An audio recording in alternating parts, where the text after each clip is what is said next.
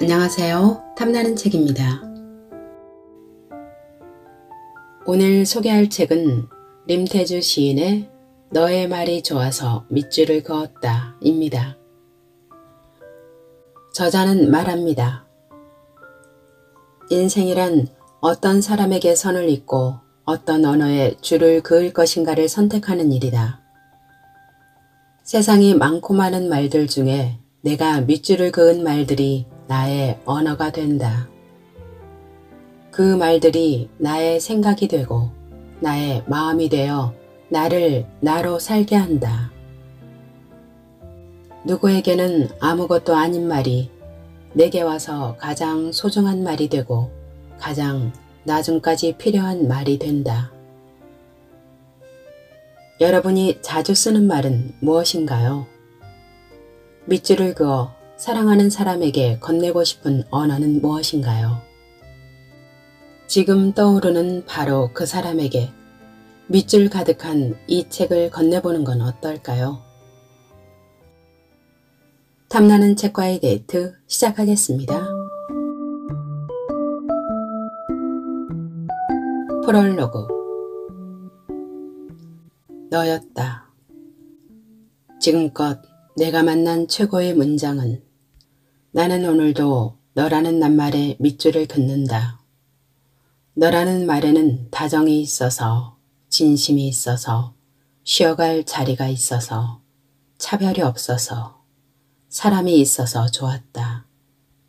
나는 너를 수집했고 너에게 온전히 물들었다. 나는 어쩌다 시인이 되어 고독에 새들어 살고 있다. 정치가는 정치가가 직업이고 의사는 의료가 직업이고 사업가는 사업이 직업인데 시인은 시가 직업이 아니다. 그래서 양치기나 팥쑥꾼이나 등대지기 같은 직업들이 시인에 맞겠다는 생각이 든다. 별과 가까운 사람, 밤에도 깨어있는 사람, 소중한 것들을 지키는 사람. 어찌 보면 특정 직업으로 시인을 한정할 필요가 없겠다. 회사원이나 환경위화원 혹은 소방관이 밤늦게 일을 마치고 귀가하다 별을 올려다 보았다면 잠시 시인이 된 것이다. 별은 그들 가슴에 너라는 낱말 몇 개를 모스 부호처럼 새겨 넣었을 것이다. 직업을 가리지 않고 스며들어 별처럼 반짝이는 일을 시인이라고 지칭하듯이 모든 말에도 사랑이며 그리움이며 비탄이며 하는 감정들이 스며들어 있다. 웃음 나고 눈물 나는 것들이 모두 말의 분비물이다. 무언가에 배어들어 섞인 것들은 반드시 결합해 화학 반응을 일으킨다. 그래서 나의 글들은 언어의 화학을 기본 원리로 삼고 있다. 줄 긋기는 인간의 오랜 습벽이다. 별들을 가만두지 못하고 줄을 그어 별자리를 만들고 그에 어울리는 신화를 지어낸다. 그뿐인가? 이 개념과 저 개념에 줄을 그어 없던 학문을 만들어내고 진보를 거듭한다. 전 지구인을 랜선으로 연결해 새로운 국경, 새로운 인류를 만들어낸다. 인생이란 어떤 사람에게 선을 잇고 어떤 언어에 줄을 그을 것인가를 선택하는 일이다. 세상이 많고 많은 말들 중에 내가 밑줄을 그은 말들이 나의 언어가 된다. 이 책간이 쓸모있는 문장들이 있어서 단 몇 줄이라도 그대의 것이 된다면 나는 메밀꽃처럼 환히 흐드러지겠다. 진심을 알아보는 법. 나의 진심은 무엇으로 진심일까? 우리가 습관적으로 쓰는 말 중에 가장 많이 쓰는 단어가 정말이다. 정말 좋아한다고 고백하고 정말 공부해야겠다고 다짐하고 정말 예쁘다고 감탄한다.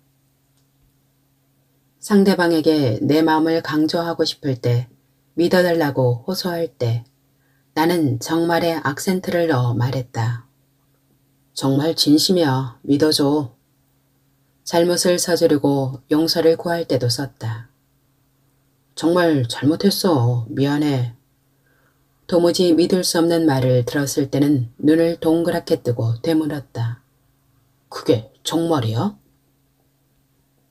정말을 넣으면 진심인 것처럼 느껴졌다. 오해가 이해로 바뀌기도 했다. 쉽게 용서받을 수도 있었다. 그런데 이상했다. 정말이라는 말을 남발할수록 나의 진심이 뭔지 모르게 되었다. 정말이 없었다면 나의 진심을 살피는데 더 애를 썼을지도 모른다. 이해받고 용서받고 믿음을 얻기 전에 나의 언행을 바르게 다잡는 일에 마음을 쓰고 시간을 들였을 것이다. 진심이란 말도 홀로 세워놓고 보면 초라해 보인다. 무수한 친절과 예의로 치장된 관계의 말들 속에서 어느 마음이 진실이고 거짓인지 잘 분간되지 않을 때가 있다. 마음은 너무 드러내도 문제고 너무 안 드러내도 문제다. 그래서 진심은 참 까다롭다. 나는 진심이 겉으로 드러나는 정황 혹은 정도를 가리켜 진정성이라고 생각한다. 우리는 진정성이 느껴지는 사람이나 식당이나 물건에 신뢰와 호감을 갖게 된다. 진정성의 농도, 진심이 느껴지는 정도에 따라 가치가 달라진다. 즉, 진심은 일종의 자본이다. 진심의 핵심, 진정성의 요체는 무엇일까? 나는 그것을 시간이라고 생각한다. 바쁘다고 핑계를 대고 만나주지 않는 사람과 바쁘더라도 흔쾌히 시간을 내주는 사람의 차이가 관계의 진정성을 가른다. 시간이야말로 확실한 진심의 지표다. 오늘 생을 마감하는 사람에게는 내일이라는 시간은 전 재산을 주고도 사지 못하는 가치를 지닌다. 우리 모두는 시간 앞에서 유한한 존재들이다. 내가 가진 시간의 양이 목숨이다. 그러므로 내가 누군가에게 시간을 내고 있다는 말은 내 목숨의 일부를 내주고 있다는 의미다. 누군가를 사랑하고 있을 때, 누군가를 미워하고 있을 때, 누군가를 기다리고 있을 때도 내 목숨이 사용된다. 그래서 인생에서 시간은 어느 것에 더 목숨을 소비하고 사용했느냐의 결과를 말한다. 나는 미워하는 시간보다 사랑하는 시간을, 잊으려 하는 시간보다 그리워하는 시간을 더 늘리려고 한다. 나를 위한 유익과 즐거움을 구매하는데 내 목숨을 지불하려고 한다.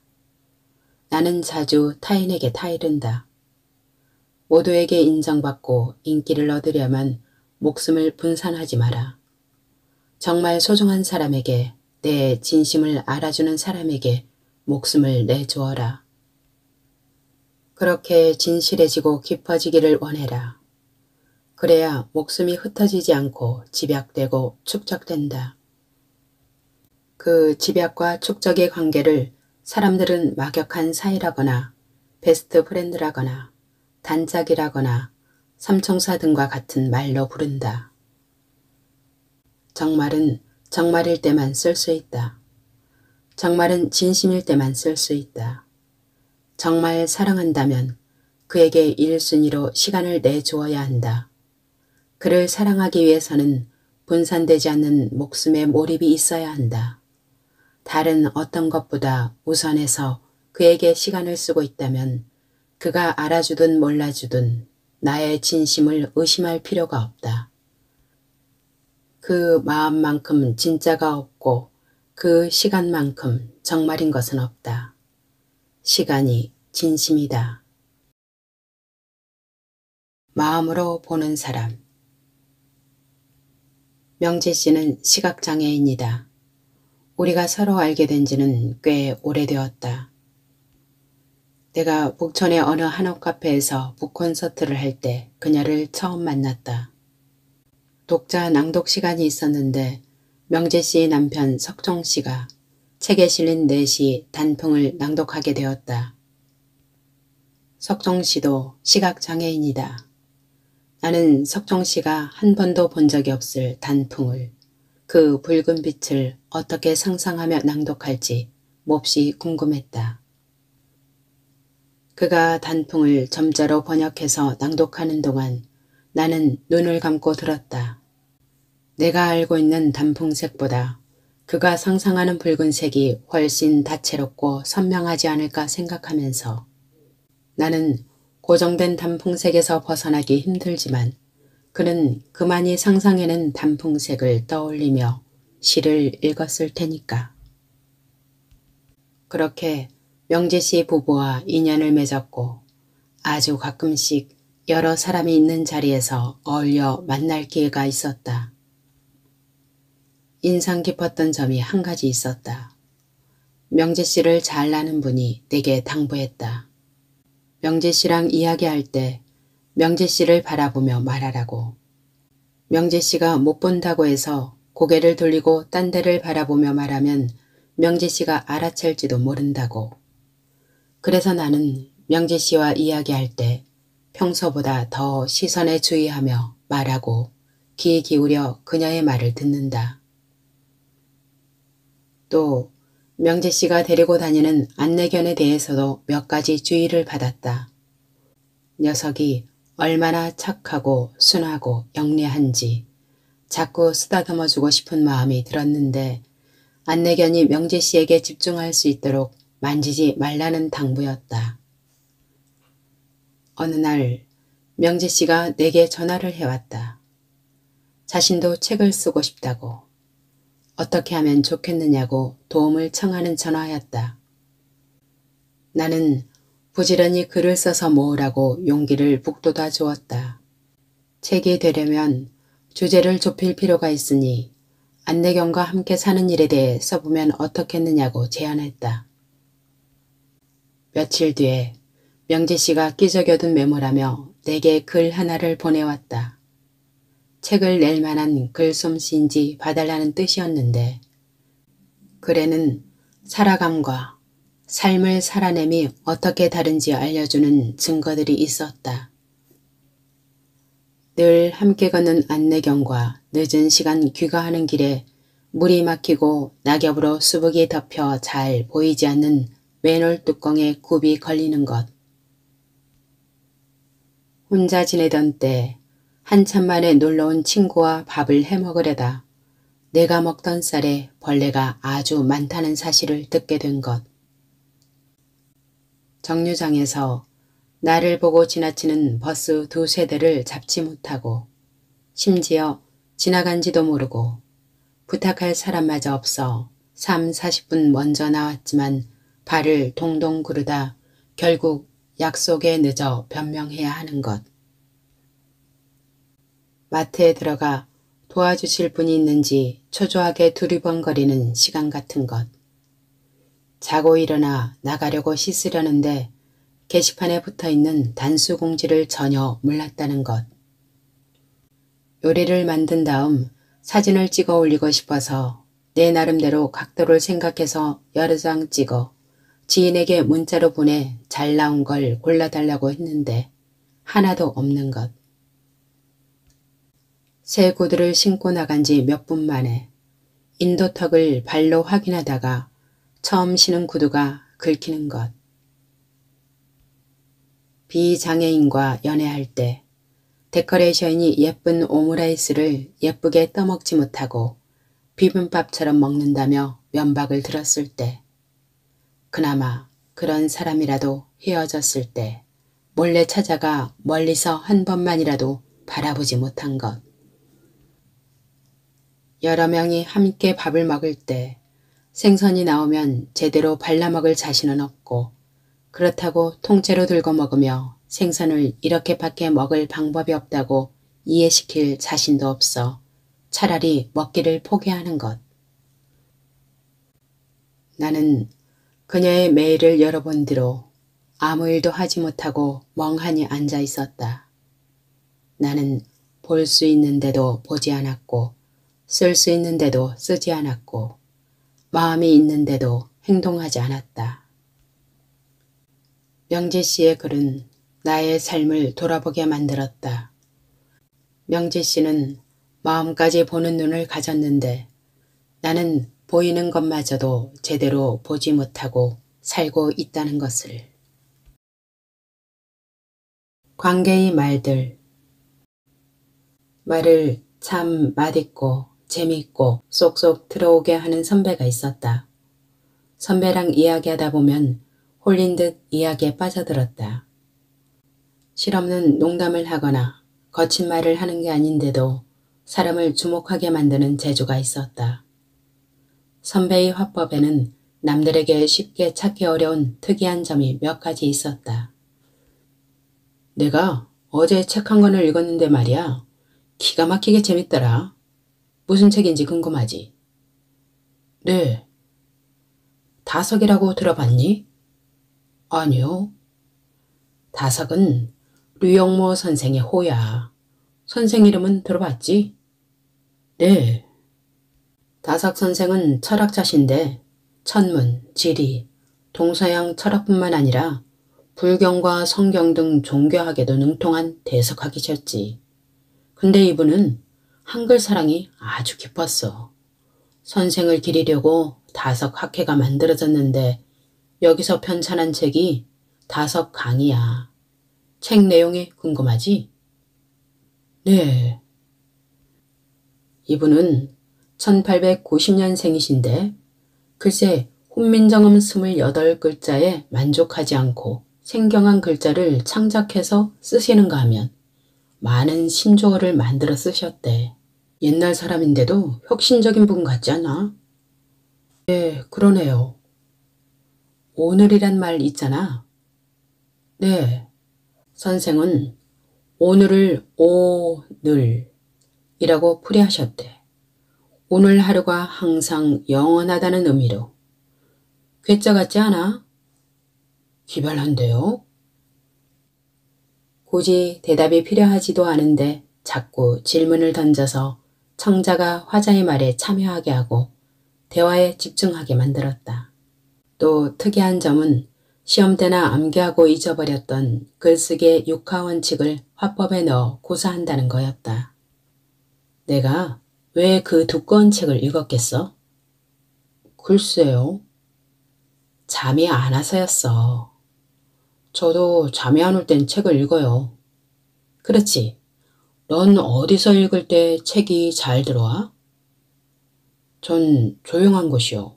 그런데 아침에 더 잘 읽혀요. 나는 화장실. 거기서 읽으면 내용이 쏙쏙 들어오거든. 그렇기도 하죠. 근데 그 책 읽고 어떻게 됐는지 알아? 글쎄요. 다음날 철학시험에 떡하니 그 책 내용이 나온 거야. 완전 대박이지. 와, 대박이네요. 한 번은 선배가 아르바이트 자리를 구해야 할 상황에 놓였다. 대학이 학과 사무실로 찾아간 선배가 조교에게 특유의 화법을 고사했다. 선배님, 사정이 있어서요. 제가 아르바이트 자리가 급히 필요한데요. 선배님이라면 방법이 있을 것 같아 도움을 청하려고 왔습니다.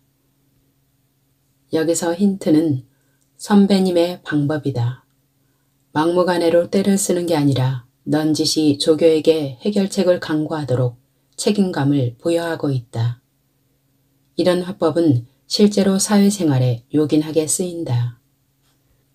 선배가 면접시험을 보러 면접관에게 했던 질문은 밑줄을 쳐돌만 했다. 면접관이 간단히 자기소개를 해보라고 하자 선배는 자기소개를 끝내고 면접관에게 발언권을 얻어 물었단다. 제가 좋아하는 이 회사에 면접 기회를 주셔서 감사합니다. 저의 어떤 점이 좋아서 저를 면접 심사까지 부르셨는지 여쭤봐도 될까요? 면접관이 흥미로운 녀석이로군 하는 표정으로 선배의 이력서며 필기시험 점수를 다시 한번 훑어보더란다. 선배의 말에 따르면 그런 질문은 프레임을 만드는 질문이라고 한다. 면접관의 머릿속에 이 친구는 좋은 점이 많다는 인상을 무의식 중에 심어주고 그 그 이유를 면접관 스스로 찾아보게 만드는 질문이라고. 선배에게 물어본 적이 있다. 선배는 어떤 책을 읽어왔길래 그렇게 말을 잘하게 됐느냐고. 선배의 동문서답이 지금도 기억에 남는다. 말은 관계야. 관계의 핵심은 사람이고 나는 내 필요보다 상대를 먼저 생각하면서 말해. 말에 사람이 들어있으면 금이고 사람이 빠져있으면 동이야. 내가 무엇을 말할까가 아니라 이 사람에게 어떤 힘을 부여야 할까가 우선이야. 자부심, 자존감, 쓸모, 존중받는 느낌. 이런 게 다 힘이거든. 자기에게 힘을 주는 사람을 싫어하는 사람은 없으니까. 지금 하는 말. 말그릇이 번지르르 한 사람 곁에는 사람들이 몰린다. 말을 담아낸 그릇이 고상하고 화려해서 먹음직스럽다. 우리는 종종 말이 담긴 모양을 보고 좋고 나쁘고를 판단하는 실수를 범한다. 넥타이를 매고 멋진 양복을 입은 자가 말하면 고개를 끄덕이며 귀담아 듣고 허름한 옷을 입은 자가 말하면 귀를 닫아 걸고 믿지 않는다. 직위가 높고 전문가라는 자가 말하면 쉽게 믿고 직위가 낮고 비전문가인 사람이 말하면 무시해버린다. 음식이 아니라 그릇이 외관에 너무도 쉽게 속아 넘어간다. 사람의 어리석음은 이뿐만이 아니다. 100마디의 좋은 말보다 나쁜 한마디 말에 자신의 기분을 온통 맡겨버릴 때가 있다. 이것은 생이 낭비다. 내면의 평화를 연습하지 않으면 인생은 악마의 말 한마디에도 함락될 수 있다. 인간은 우주 정거장을 건설할 수 있지만 자기 안의 감정과 마주할 탁자 하나 들여놓기가 어렵다. 인간의 말은 빙하기를 끝낼 수도 있고 지구를 멸망하게 할 수도 있다. 인간은 말의 분노를 담을 수도 있고 병균을 주입할 수도 있고 약을 넣을 수도 있다. 어떤 동물도 식물도 할 수 없는 일을 인간은 말 한마디로 해낼 수 있다. 인간은 침묵으로도 말한다. 말하기보다 침묵을 지킴으로써 더욱 강렬한 인상을 남기는 경우도 있다. 말을 응축하고 다듬으로써 그 어떤 말보다 더 깊게 각인시킨다. 존자 달라이라마가 말했다. 1년 중에 아무것도 할 수 없는 날은 단 이틀 뿐이다. 하루는 어제이고 또 다른 하루는 내일이다. 오늘은 사랑하고 믿고 행동하고 살아가기에 최적의 날이다. 우리는 오늘 말할 수 있고 오늘 살릴 수 있고 오늘 약속할 수 있고 오늘 행동할 수 있다. 가장 값진 말은 어제 한 말이 아니고 가장 위대한 말은 내일 할 말이 아니다. 지금 하는 말이 가장 아름답고 거룩하고 위대하다. 그러므로 지금 말하되 지금 하는 말을 가장 조심해야 한다. 자주 생각하는 방향으로 마음을 기울인 대상을 닮은 모습으로 삶은 물들게 마련이다. 어느새 내게 스며든 말이 있다. 내가 그 말투를 따라하고 즐겼을 때 내가 그것에 길들여졌음을 알게 된다. 둘 사이에는 애칭이 생겨나고 은어가 만들어진다. 사랑은 그렇게 그 사랑에 맞는 새로운 언어를 갖는다. 지금에만 할 수 있는 사랑의 말이 있다면 당신은 무슨 말을 하겠는가? 내가 수많은 천체 중에서 오직 당신을 나의 별이라고 부르듯 당신은 그 누구도 아닌 나를 원한다고, 그것도 가장 싱싱한 지금의 사랑으로 그리워한다고 말해주면 좋겠다.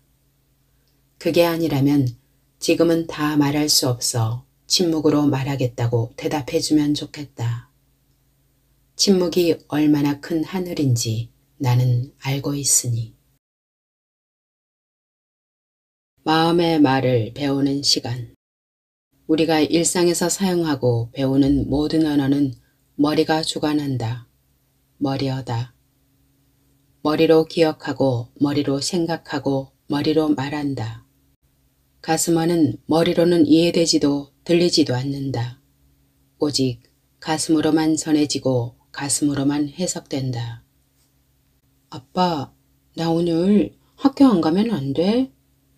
딸아이가 힘이 빠진 목소리로 물었을 때 나는 단호하게 말했다. 안 돼. 학교는 가기 싫다고 안 가고 그러는 데가 아니야. 딸아이의 가슴어를 나는 머리로 들었고 머리로 말했다. 나는 지금껏 그 말을 두고두고 후회한다. 학교는 빠져도 되는 것이고 안 가고 싶은 이유가 분명히 있을 텐데 그걸 물어보지 않았다. 내가 회사를 빠지지 않는다고 훌륭한 사람이 되는 것도 더 많이 버는 것도 아니듯 학교를 하루 빠진다고 아이의 인생이 망가지는 것이 아닌데 말이다. 결석하지 않아야 좋은 어린이이고 좋은 평가를 받아야 좋은 어른이 될 수 있다는 낡고 그릇된 관념이 내 삶을 지배하고 있었던 모양이다.